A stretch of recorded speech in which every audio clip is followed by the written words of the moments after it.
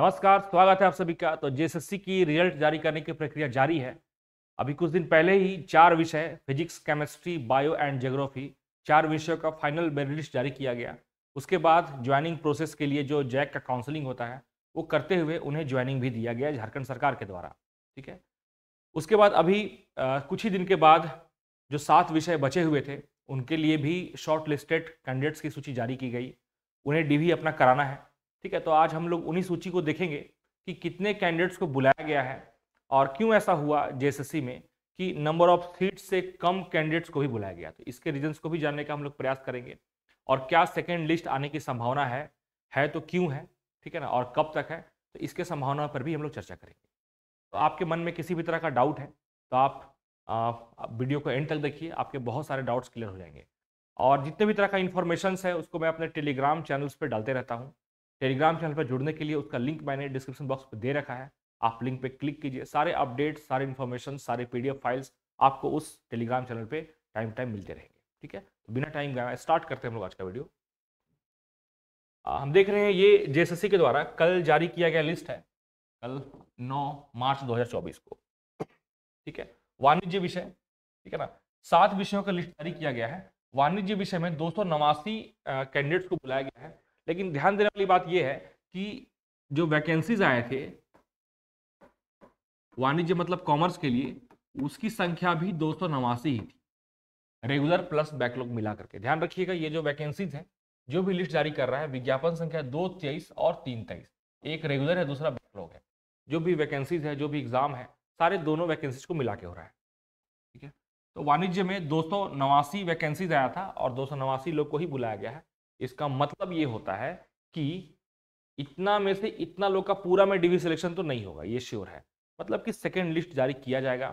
अब कब जारी किया जाएगा ये निर्भर करता है जेएसएससी पे। ठीक है। इसके बाद बात करें अंग्रेजी का। ठीक है। हम लोग ये भी चर्चा करेंगे लिस्ट के बाद में कि आपको डीवी के लिए किस तरह से प्रिपेयर होकर जाना है। ठीक है। तो इंग्लिश के लिए हम देख रहे हैं 311 लोग को बुलाया गया है और नंबर ऑफ सीट्स इंग्लिश में है वो भी 311 ही है। मतलब एग्जैक्ट उतने लोग को ही बुलाया गया है जितने लोग, अगर मतलब जितने लोगों को बुलाया गया है ना, इनको डॉक्यूमेंट्स अगर सही हो जाते हैं तो 100% इनका जॉब होगा ही होगा। ठीक है। तो जिनका बुलाया गया है उनको एक बार बहुत बहुत कॉन्ग्रेचुलेशन, बहुत बहुत बधाई। आपकी नौकरी ऑलमोस्ट पक्की है, बशर्ते आप सारे डॉक्यूमेंट्स को प्रॉपर वहां पे शो करें। ठीक है ना। और डॉक्यूमेंट्स क्या क्या आप लोग को दिखाना है उसके बारे में हम लोग फिर से शॉर्ट में चर्चा आज करेंगे।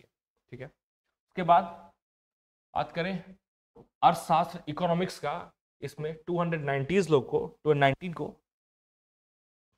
कॉल किया गया है, लेकिन नंबर ऑफ सीट है 222। ठीक है। हम यहाँ देख पा रहे हैं कि 222 में से 9 मतलब कि 3 सीट अभी वैकेंट है। अभी वैकेंट कैसे हो गए? हो सकता है कि ईडब्ल्यूएस कैटेगरी में वर्किंग टीचर्स में सीट वैकेंट खाली हो, या फिर कहीं पे एसटी कैटेगरी में बैकलॉग में खाली रहे। कहीं ना कहीं तो खाली है। मतलब ये पूरी संभावना है कि एक बार फिर से एक बार लिस्ट जारी किया जाएगा। ठीक है। बात करते हैं हिस्ट्री का। हिस्ट्री में भी नंबर ऑफ कैंडिडेट्स बुलाया गया है 243 और जो सीट है वो भी एग्जैक्ट है 243। अभी तक हमने देखा सिर्फ इकोनॉमिक्स में 3 लोगों को कम बुलाया गया है। मतलब अधिक तो हो ही नहीं रहा है, कम हो रहा है, या तो एग्जैक्ट उतना ही हो रहा है जितना कि नंबर ऑफ सीट है। ठीक है। फिर बात करें संस्कृत का। संस्कृत में नंबर ऑफ सीट्स 249 है, बुलाया गया है सिर्फ 169 को। ठीक है। मतलब 80 लोग, अभी भी 80 लोग और वहां पे आ सकते थे डीवी के लिए, लेकिन उन्हें नहीं बुलाया गया। रीजन जो भी रहा हो, हिंदी में शॉर्टलिस्टेड कैंडिडेट्स हैं 217 और नंबर ऑफ सीट भी है 217। ठीक है। बात करें मैथमेटिक्स का। मैथमेटिक्स में 314 को कॉल किया गया है और नंबर ऑफ सीट है 343। ये जो नंबर ऑफ सीट मैं जो बता रहा हूं ये रेगुलर और बैकलॉग मिला करके है। इवन की सीधी भर्ती और सीमित भर्ती, मतलब टीटी वर्किंग टीचर्स के लिए जो सीट था 25% रिजर्वेशन, उसको ये इंक्लूड करके है ये। ठीक है। आपके पास ब्रोशर होगा, ब्रोशर को मैं डाल दूंगा, आप टेलीग्राम चैनल पे आप देख लीजिएगा। ठीक है। ये है मैथ्स का। उसके बाद यहाँ पर कुछ डिटेल्स दिया हुआ है, तो काइंडली जिनका भी डीवी के लिए सिलेक्शन हुआ है ये सारे डिटेल्स को आप अच्छे से पढ़िए।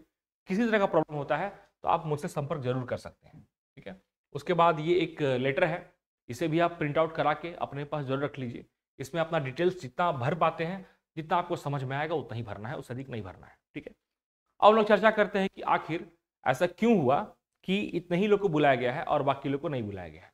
तो देखिए सीधी सी बात है, ज्यों ही डीवी जिनका भी, ठीक है, जिनका भी डीवी क्लियर हो जाएगा, सरकार पूरी मूड में है कि उन्हें एज सुन एज पॉसिबल उन्हें ज्वाइनिंग लेटर दिया जाए।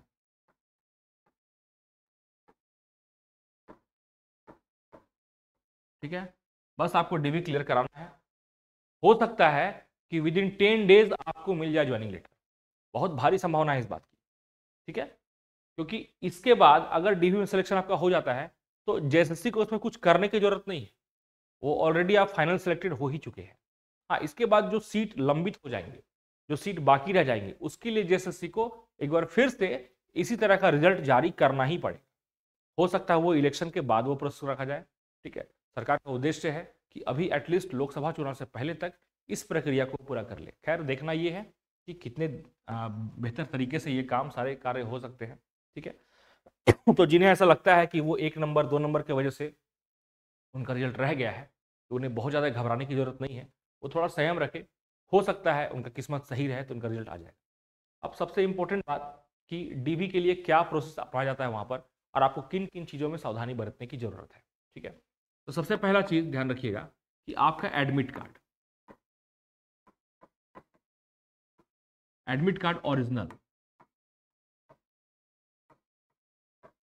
ओरिजिनल मीन्स कि जो आपके पास था, आप सेंटर पे ले गए थे और वहां पे सेंटर का मुहर स्टाम्प लगा हुआ है। ठीक है, वो एडमिट कार्ड चाहिए। दूसरा, 10th 12th graduation, masters plus BEd. ठीक है, ये 5 चीजों का, ये जो 5 आपने कोर्स किया है इसका मार्कशीट प्लस डिग्री सर्टिफिकेट। ठीक है, तो मार्कशीट प्लस डिग्री सर्टिफिकेट सब जानते हैं। तो अब क्या है ना, 10th में जो लोग सीबीएसई से आते हैं उनका ये दोनों चीज सेम में कंबाइंड रहता है। ठीक है, बहुत लोगों का मुझे कॉल आते हैं, बहुत लोगों का सर मेरा सीजीपीए है, स्कोर सीजीपीए दिया हुआ है, लेकिन मेरा टोटल मार्क्स और ऑब्टेन्ड मार्क्स वो दिया हुआ है। ठीक है ना, तो याद रखिएगा जहां आपका टोटल मार्क्स और ऑब्टेन्ड मार्क्स दिया हुआ है वहां पर जेएसएससी का कोई परेशानी नहीं है आपका परसेंटेज निकालने में। लेकिन जहां पर ये मार्क्स नहीं देकर के सिर्फ सीजीपीए दिया हुआ है, वहां पर ये जरूरी है कि आपको अपने रिलेवेंट यूनिवर्सिटी से आप क्लेरिफाई करा के लाइए कि आपका जो सीजीपीए है वो फुलफिल करता है एलिजिबिलिटी क्राइटेरिया को। ठीक है, सिंपल सी बात है। इसके बाद और कुछ प्रॉब्लम आते हैं जिनके पास, बहुत ऐसा प्रॉब्लम आता है जिनके पास डिग्री सर्टिफिकेट नहीं है। ठीक है, उनके पास क्या है, प्रोविजनल सर्टिफिकेट।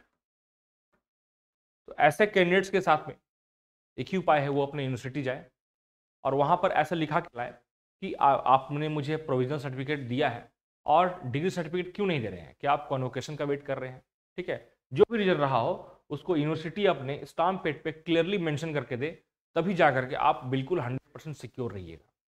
ठीक है, तो बिल्कुल इन सब चीज़ों को इग्नोर नहीं करना है, ये बहुत ही सेंसिटिव है। थोड़ा सा भी गलती आपको बहुत पीछे ले जा सकती है, तो यहाँ गलती की बिल्कुल गुंजाइश नहीं है। ये हो गया फॉर ऑल कैटेगरी। लेकिन वैसे लोग जो रिजर्वेशन का बेनिफिट लेना चाहते हैं उन्हें 2 चीज और शो करना होगा। पहला चीज